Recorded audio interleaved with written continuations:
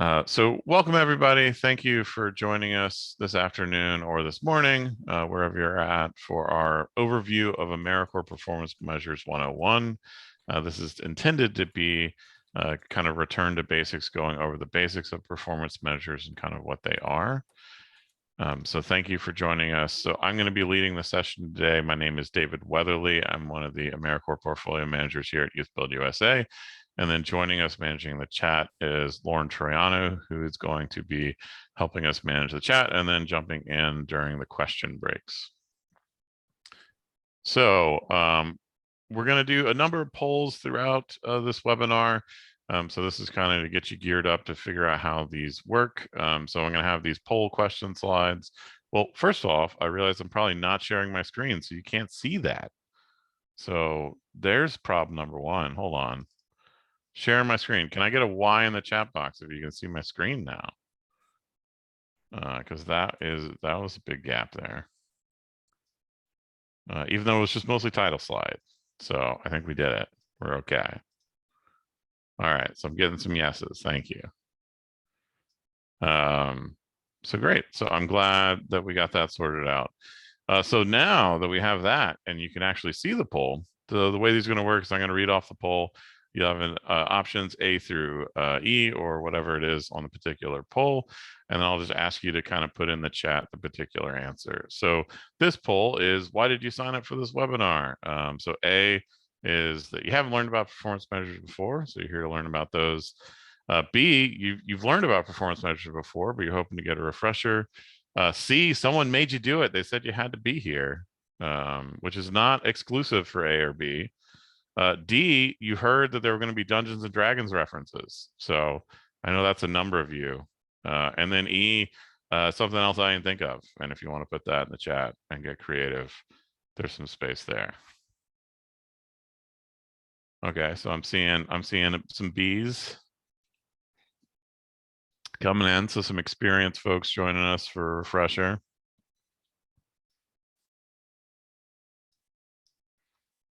And at least Brittany is here for the D&D. I appreciate your support on my nerd habits. Okay.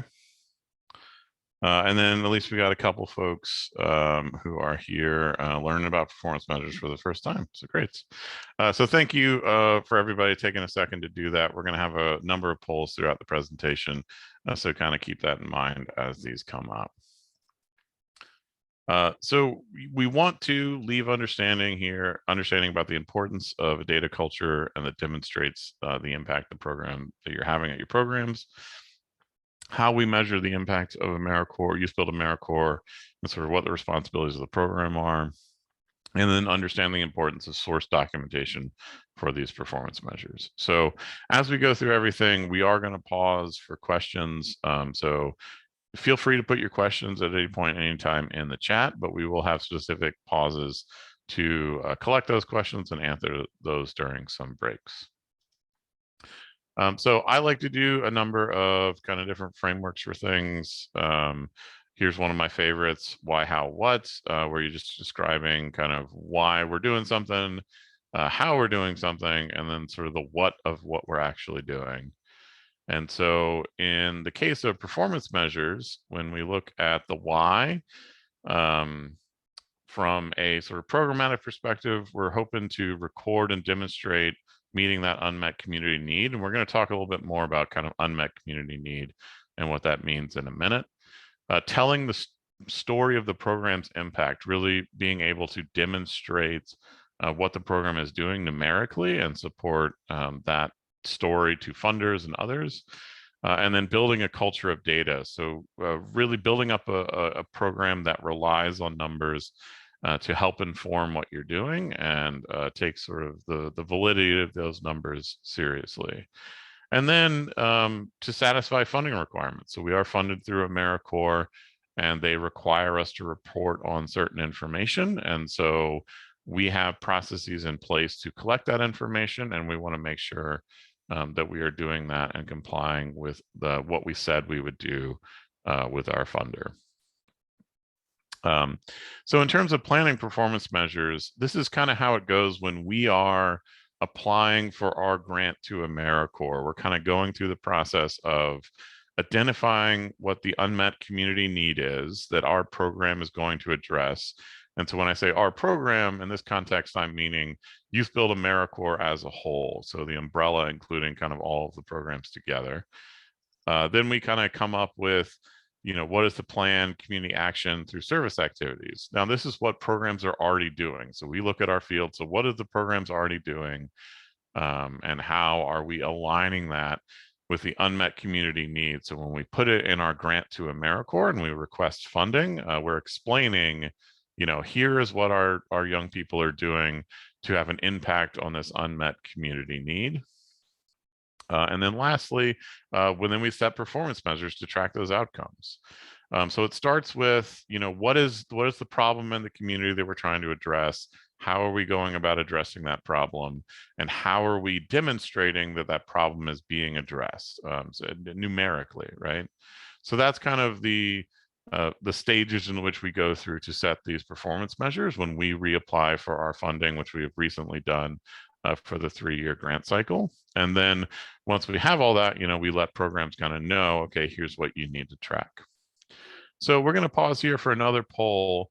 And we're going to ask, what is the primary unmet community need identified in our AmeriCorps grant? So when we have applied for funding during our current 3 years of funding and for the next 3 years of funding, what have we identified as our primary unmet community need in our AmeriCorps grant? So there's a number of things that we track, but what's what we told AmeriCorps was the sort of the number one thing that we're tracking in this regard. So A, 16 to 24-year-olds finding employment. B, affordable low-income housing. C, 16 to 24-year-olds earning a high school diploma or GED. And D, the number of people playing Dungeons and Dragons. So there's not enough people playing in Dungeons and Dragons. I mean, Brittany was the only person who answered Dungeons and Dragons on the last question. So, I mean, clearly there is an unmet community need here. But is that what we put into our AmeriCorps grants? So I'm seeing a number of responses kind of coming in. All right, so we got a few folks combining A, B, and C, some C's, some A's, some B's. So the actual answer is B. So this is our housing performance measures. This is what we primarily report to AmeriCorps as our unmet community need. Now we are tracking those other measures, and we'll talk into that. We do report those to AmeriCorps, but from AmeriCorps' point of view, they look at us as somebody who is working on the need for affordable housing. And again, we have a lot of other things that we're doing in addition to that, but that's the one that we primarily report on. So I think it's important for programs to be aware of that as part of our process.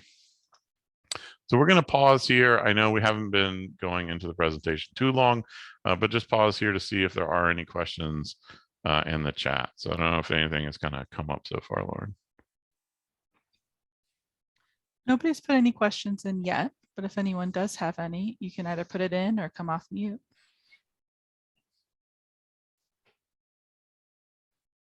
I mean, I know one question that folks might be asking is, what is Dungeons and Dragons? Which is a great question. It's a tabletop role-playing game from the 70s, but it's been around since then.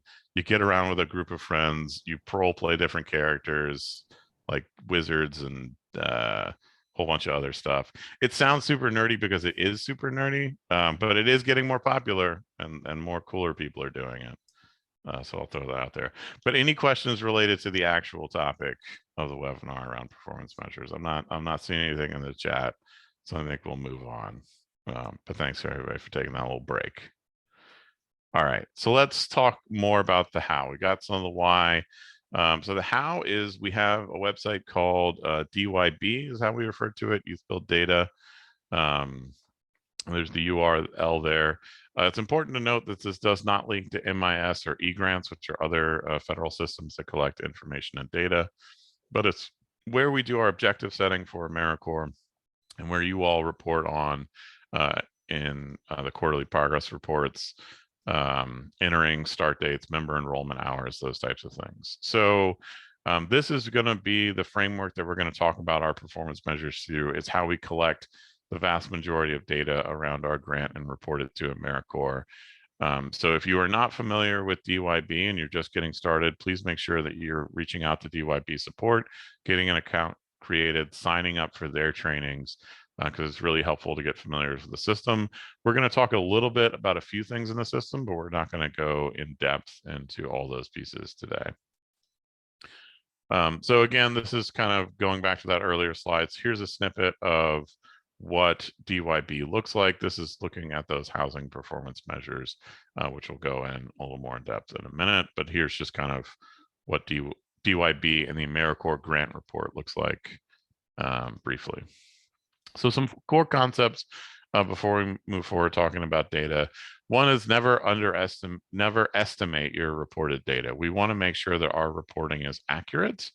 And so, you know, we don't want a situation where you're like, well, I think there were like 40 volunteers there. It looked like about 40 to me. We want to be accurate about the numbers we're reporting, which means that we need to make sure that those numbers are documented. And you know, this is a phrase that we use a lot in our work, is that if it isn't documented, it didn't happen. So we're going to talk through some of the different ways things are documented, but please kind of keep in mind that we don't want estimates in our reporting, that we do want verifiable information, and that means having a paper trail backup. And then the last thing is in terms of setting objectives. So we do this at the beginning of the program year. So that's typically sometime around September, October, where we're going through that first entry into DYB. We want to make sure that those goals are reasonable and attainable and set on actual past performance. So in general, for those, it's better to overperform than underperform. And this has to do with the nature of how those objective settings work within our process. So what happens is programs, you all set your objectives for the given year, and then we kind of bundle them all up. And then we send those to AmeriCorps and we say, hey, here's what we're going to do for the year. And AmeriCorps, being, you know, a federal agency, they're concerned with, you know, did we do what we said we were going to do? And so if we said, hey, we're going to have 200 houses that we're renovating, they want to see that number 200. And if we're at 199, they're like, why aren't you at 200? So they're very particular about getting that sort of meeting our objectives. So that's why we want programs to be very, you know, reasonable and attainable about this. We understand the value in setting stretch goals and having, you know, these standards where you're like, oh, well, we're going to set this goal for 90% educational attainment because that's where we want to be in the next year, even though we know it's going to be difficult for us to get there. We might get closer to 70%. And this is one of those cases where we want you to set accurate numbers, not those ambitious numbers. And to help kind of hammer this home, a little story kind of telling is this is something that comes up in Dungeons and Dragons too. People in their adventuring parties get so excited to go out and adventure. And as a dungeon master, my kind of role in helping to tell the story, I'll often throw enemies at my parties that they're not ready for. This is right here. This is an ancient red dragon. Okay. And if you've got like a low level adventuring party, they should not be taking on this dragon. They should be running away. But some parties, they run in there and they get really ambitious. And you know what? They just get melted up. There's a flame. There's that guy getting burned by the dragon. That's what we don't want. So in this scenario, AmeriCorps is the dragon. We're the little guy getting set on fire because we were overly ambitious with our objectives. So we just want to make sure that those are reasonable and attainable so that we don't get melted by the dragon. So hopefully that's a metaphor that helps stick with you all. All right, so we're going to pause there for a poll, talking about switching gears a little bit, talking about having a written data policy. So does your program have a written data policy? A, yes. B, no. C, maybe so. D, Some tell tale of the legend of a data policy written long ago by the forebearers, but legend fades into myth. And some doubt whether there was a data policy at all. Like I heard it was on the shared drive, but then when I asked, nobody knew where it was. And then I tried searching for it, but I couldn't find anything. And then I asked you if you knew anything, and you didn't. So yeah, so maybe we have one. So one of those answers around your data policy. Let's see what we got for folks. Okay, so we're getting a number of different responses coming in the chat. You know, some C's, some A's, some D's in there, some B's. So yeah, so a variety of responses here. So it seems like a number of you do have a written policy. So definitely kind of encourage that. A number of people maybe not sure of whether they have a policy or not. And then a few folks are sure that they don't have a policy. So just pause here. This is not we do not have a requirement as part of our grant that you have one of these written policies, but it is something we heavily encourage. So there is a template that we have, and Lauren, if you wouldn't mind. Oh, see, look at Lauren, already on top of it. Already putting the link in the chat before I ask. Thank you. We do have a template that you can use. It's got the old branding on there, but that's totally fine. To outline clear expectations around your process. So we encourage you to check out our template, fill in that information, and really outline what are the steps that you are taking at your program to make sure these performance measures are getting completed and that you're documenting your performance measures. Because you know, we want this to be the case that there's a consistent process at your program. It really helps with staff turnover. You know, we've got some few new folks here who are like, you know, that, hey, something like this would be really helpful for me in my new role where I'm taking on this responsibility and I don't have anything. So, you know, please, if you haven't already, take some time to do this just to help strengthen your program overall with the data policy. So we will pause there for questions. So has anything else kind of come up since our last break?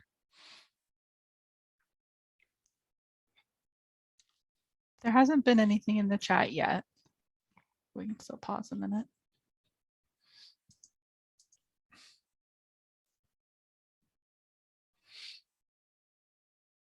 Yeah, I actually, so with the dragon thing, I usually make it a dream sequence so that I'm not punishing players for being overly ambitious. I'm like, oh, if they get themselves killed, then it's like, oh, it was all a dream. Don't worry about it.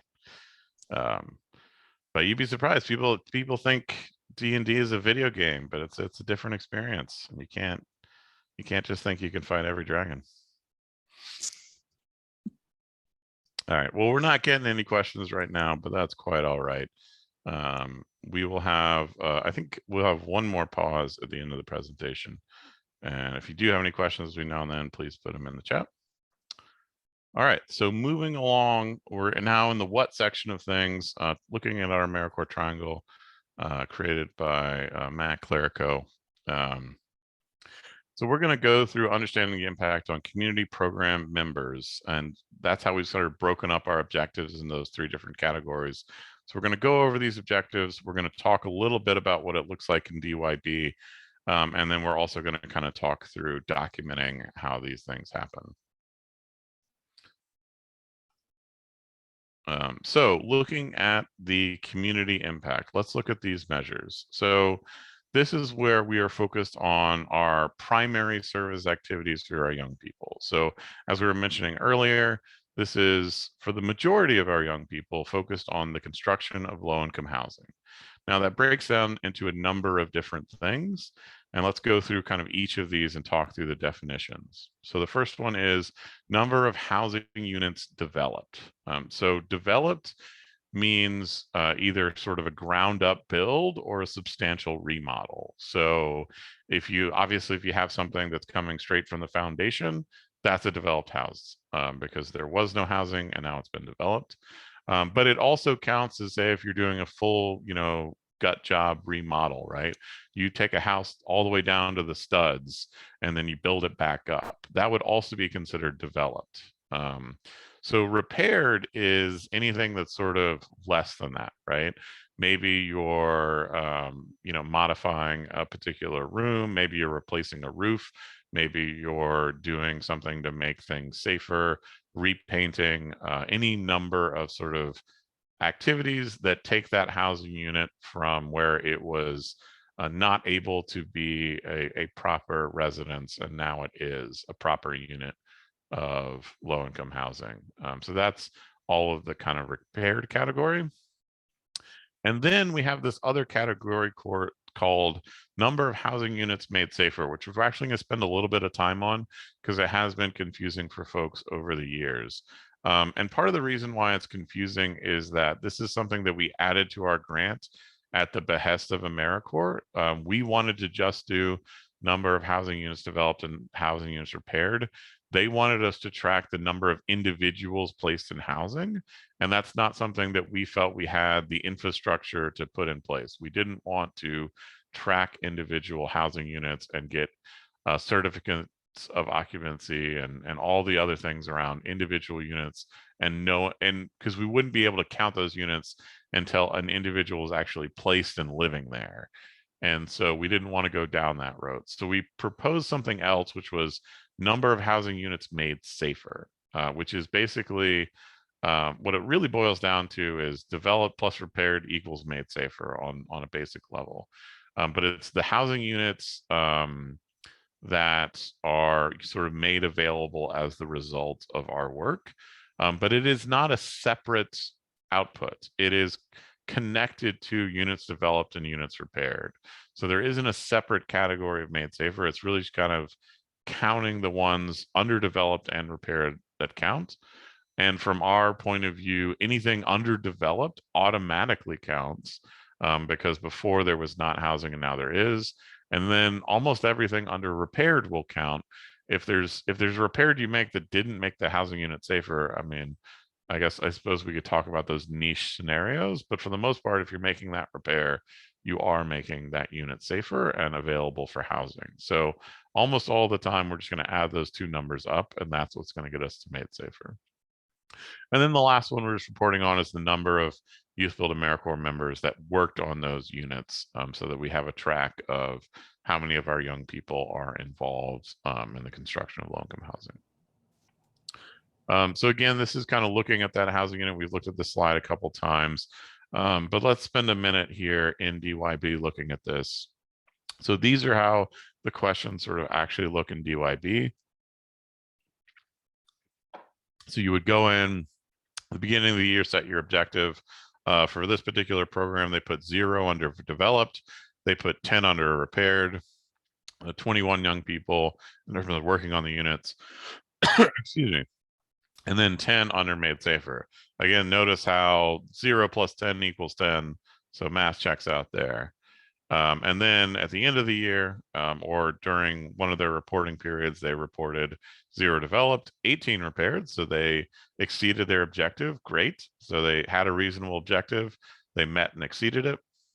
They had 23 young people actually working on the units. And then they ended up with 18 made safer. Again, 0 plus 18 equals that 18 down there at the bottom. So we're just going to pause again for one quick poll around what is housing units made safer. So we just talked it through. Excuse me.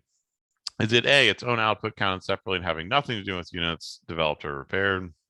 B, an outcome dependent on units developed and repaired, typically units made safer equals units developed plus units repaired?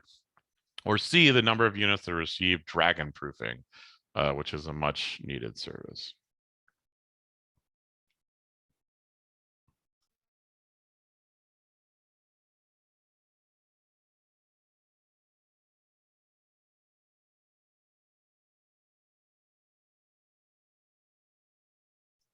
Okay, great. We got a number of folks responding in the chat.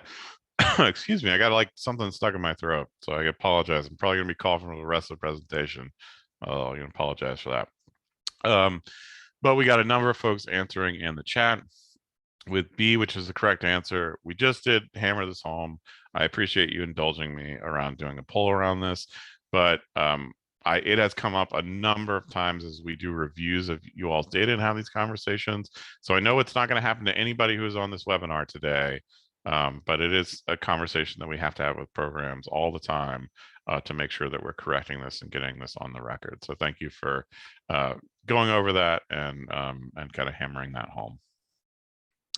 So in terms of documenting community impact, so we have a number of forms that we use for documenting our performance measures. And this is kind of the first group that we're going to highlight. There's these two separate forms. One is the housing unit tracking form, and then the other one is the summary units for DYB and data entry. So you can find all of these forms on our website. If you're not using them already, it actually is a requirement that you are using the housing unit tracking form. It is not a requirement that you're using the summary form. But we do ask you to go, if you're not already using these, go on the website, download the forms, get those together so that we can be tracking these. And this individual tracking form is meant for kind of each unit. So you're putting in the grant year, your program, what was completed, and looking at the type of housing it was, what was actually done on the unit, excuse me, and then checking off that it was made safer and sort of explaining how that was done. So it was like, yes, it was made safer. We redid the plumbing. So the plumbing wasn't safe and now it's safe. And then this fourth stuff, which is really important, attaching the documentation to this form, either inspection report, certification of occupancy, or a letter from ideally an external agency verifying that this work has been completed. So say you're working with a partner and you're working on like 20 houses or so, and then at the end of the project, you're like, hey, can you send us a letter, with all the addresses that we worked on and how many units we worked with you all, so that we can put that in our files and that we have that support. So please don't kind of skip this kind of last step. So this is something that we look for when we do our site visits, and you can get cited for on a visit, that will ask programs to kind of keep these in the files. So that's housing. So let's talk a little bit about the other primary service activities. So we operate these a little bit differently in terms of our non-construction service tracks: digital divide, culinary, community health and wellness, child development, recycling, and environmental conservation. These all tracks need to be vetted and approved. But if you are approved for one, again, sort of the thought process around these should be similar, except in these cases, we don't have set performance measures for you all. We're asking you all to set the performance measures. So we're asking you to go through this process of identifying that unmet community need. What are those service activities the program is doing to meet that unmet community need? And then setting those performance measures to track that outcome throughout the year. So here's an example of what that might look like. So for community health and wellness, we're identifying the community need as a lack of quality healthcare services for low-income residents. So what we're going to do around that is assist the nursing staff at community health clinic and support patients. So that's going to be our service activity. And then what are we going to report on? We're going to report on the number of community residents served. So that's kind of one example. Here's kind of another one: lack of public health resources in the community. We're going to provide public health workshops and resources in community or senior centers. And then we're going to track the number of training sessions provided to community residents. So this is a process that we ask programs to go through at the beginning of the year when you're setting your objectives.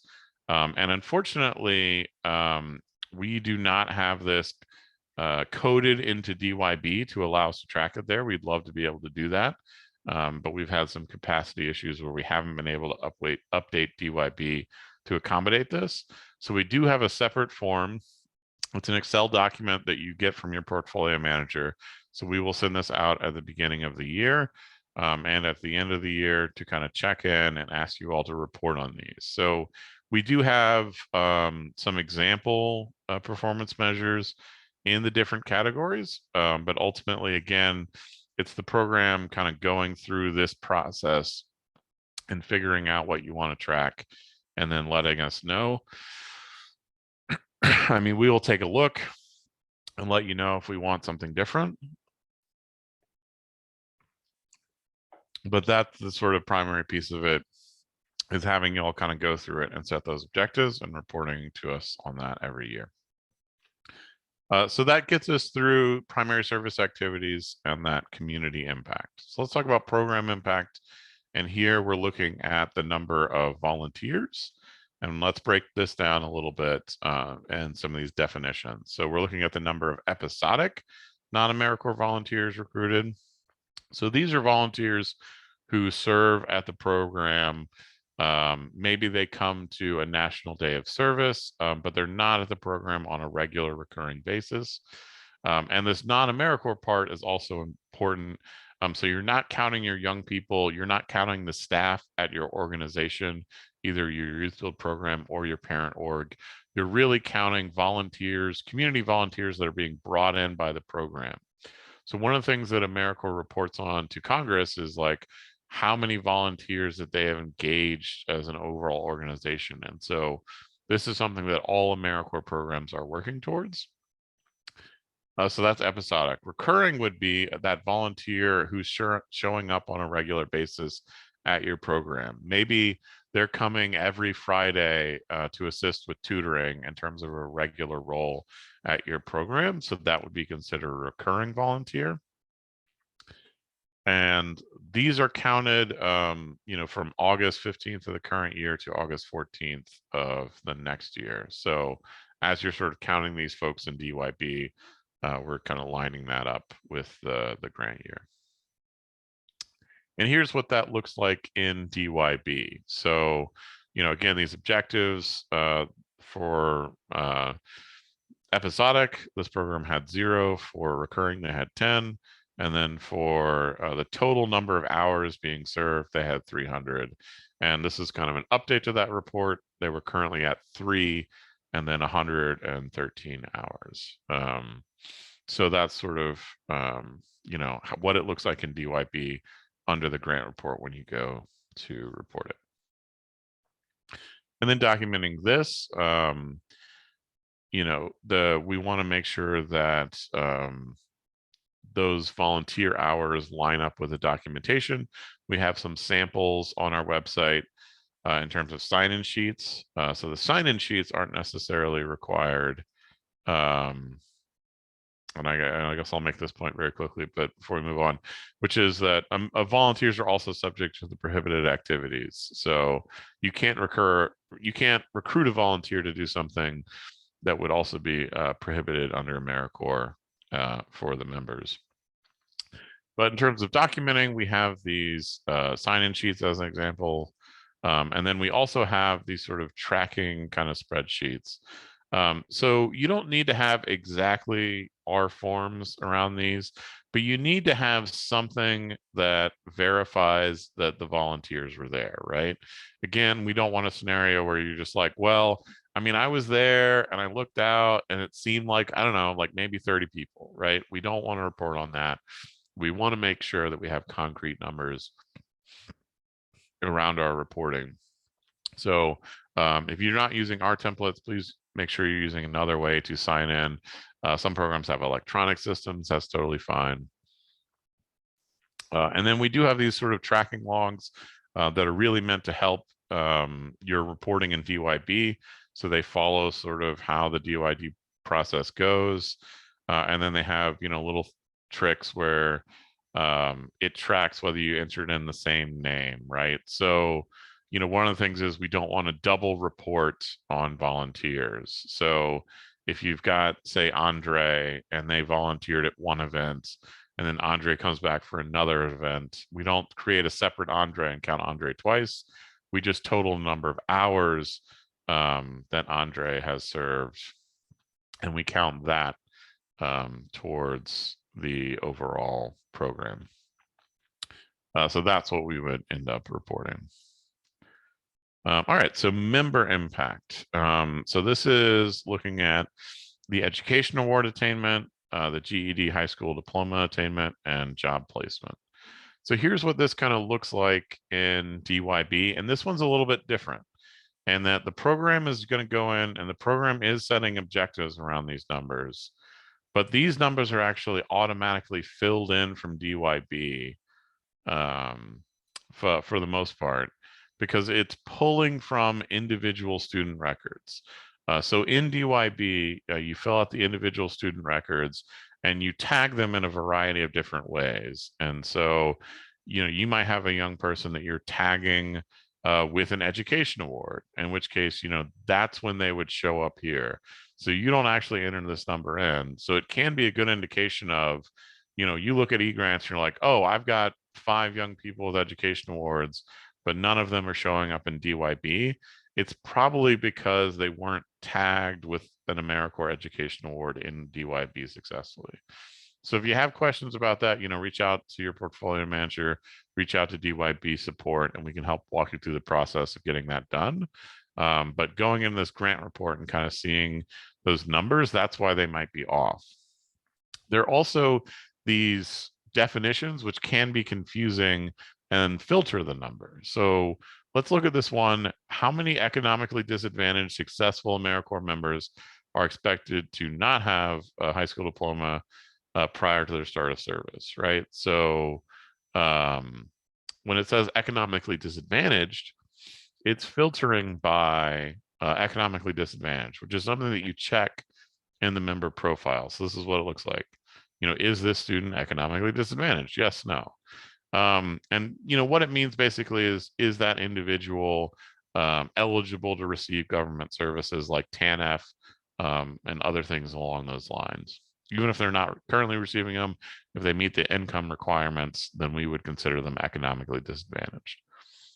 So that's one filter. And then the other filter is successful, which means earning an education award, either a partial or full award. And this only shows up if it's added in DYB, like we were just talking about. And so, you might say like, well, all of our young people are going to be economically disadvantaged. So, we have 35 young people, we're going to put 35 here. But you have to take into account, well, how many of those economically disadvantaged people are going to be successful? How many of those young people are going to earn an education award? And so we think actually about 50% are going to earn an education award. So you might put this actually at a 17 instead of a 35, because it's only going to count the individuals who are successful. And that's true as we kind of go down the line for these different performance measures. So I say all this because it can be confusing the first time you go into your grant report and you're like, I know exactly how many of my young people have earned a high school diploma. I know exactly how many of my young people have earned an education award. Why aren't these numbers lining up? And it's because it's filtering for these things in the system in terms of economically disadvantaged and successful. So double checking, did we mark everybody economically disadvantaged that we should have? Have we tagged all our successful people with an education award in DYB, not just eGrants, right? So kind of keep that in mind as you go through that process. And the last thing, source documentation around these objectives are relatively straightforward. For education awards, that's documented in eGrants. You don't need to do anything else other than eGrants and those member hour logs. For the GED high school diploma, keeping a copy of the GED high school diploma records on file at the program. And then for job placement, those offer letters, those pay stubs, the employment letters. So these are things that programs are already sort of keeping track of, and we haven't had too many issues in terms of the network, in terms of finding this documentation, but just to be aware of keeping that on file. So the last thing that I'll just kind of remind you all around is there is a performance measurement reporting manual. If this style of learning maybe isn't the best for you, there's way too many D&D jokes. We do have a manual that you can kind of read through and check that out. So take a look at that. I think Lauren's going to put a link for that in the chat. So take a look at that and you can read through that, and it has a lot of the information that we just talked about today. So with that, we'll pause one last time for questions. I appreciate everybody's patience as I think I'm discovering a new allergy. I'm not typically somebody with allergies. I'm like, I'm like, my eyes are watery. Am I allergic to performance measures? I hope not, because deal a lot with them. But any questions in the chat? I have a question. Hi, Christy. Sure. Hi, I clicked on the link and I'm not too sure if it's working for anybody else, but it says page not found. Yeah, let me figure that out because it worked for me the first time when I tested it, but it copied a little funny. So give me 1 second. I'll try to copy it again for you guys. And that's the manual one, The right? manual, yep. Yeah. Okay. All right. We were working on getting that fixed. But thank you for asking about that. Yeah, I think it's because there's like a space. Yeah, try that, guys. And let me know if that still doesn't work. And did not want to acknowledge the space. That worked for me. So hopefully it's working for other people. All right, great. Excellent. Any other questions for folks before we wrap up?